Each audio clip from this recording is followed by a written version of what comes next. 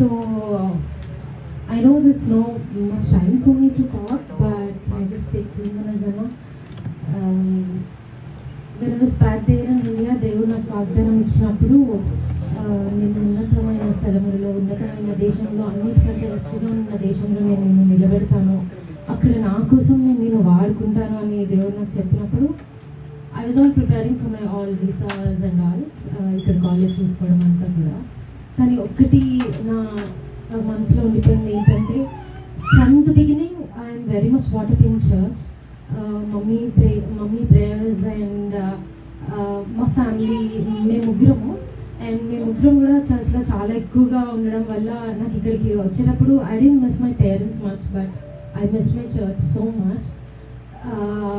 అలాగే నేను ఈ మాట చెప్పాలా వద్దా అని ఆలోచిస్తున్నప్పుడు సిస్టర్ ఏదైతే చెప్పారో, ఇన్స్టాగ్రామ్లో చూస్తున్నప్పుడు దేవుడి కోసము ఇలా శ్రీమంత్ గారు ఎట్లా అయితే పరిచయం అయ్యారో, తన సాంగ్స్ ద్వారా ఎలా అయితే తెలిసారో, నేను కూడా అలానే శ్రీమంత్ గారికి మెసేజ్ చేయడం జరిగింది. అండ్ ఇవాళ నేను ఫర్ ద ఫస్ట్ టైం మన ముందు నుంచొని మాట్లాడడం, పాస్టర్స్ అప్రిసియేషన్ డే రోజు శ్రీకాంత్ ఎదురుగా నుంచి మాట్లాడడం, we're not so you know eligible అనిపిస్తుంది నాకు.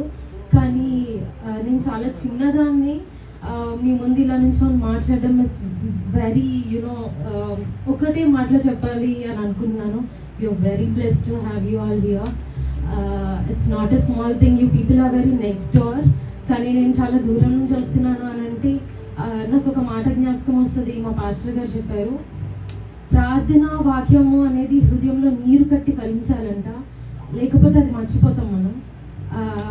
ఒక 5 months 4 months నేను ఇక్కడికి వస్తున్నాను అని అంటే ఒక మాట నేను ఎవ్రీడే ప్రేస్ చేస్తూ ఉంటాను. ఒక మాట ఇవాళ నాకు అన్న చెప్పారు అని అంటే ఎవ్రీడే అది నాకు గుర్తుంటుంది. అదే నీరు కట్టి ఫలించడం అనుకుంటాను. అది దేవుడు ఇక్కడ ఇంత దూరం తీసుకొచ్చి నెరవేరుస్తారని నేను అనుకోలేదు. అండ్ మనుషుల్ని వాడుకుంటాడు దేవుడు, అది ఏ రీతిగా అన్నా అవ్వచ్చు అనేది. This is all the family that I have, and it has to build even more. Thanks for everybody, and thanks for this opportunity, Anna. Thanks so much. Thank you.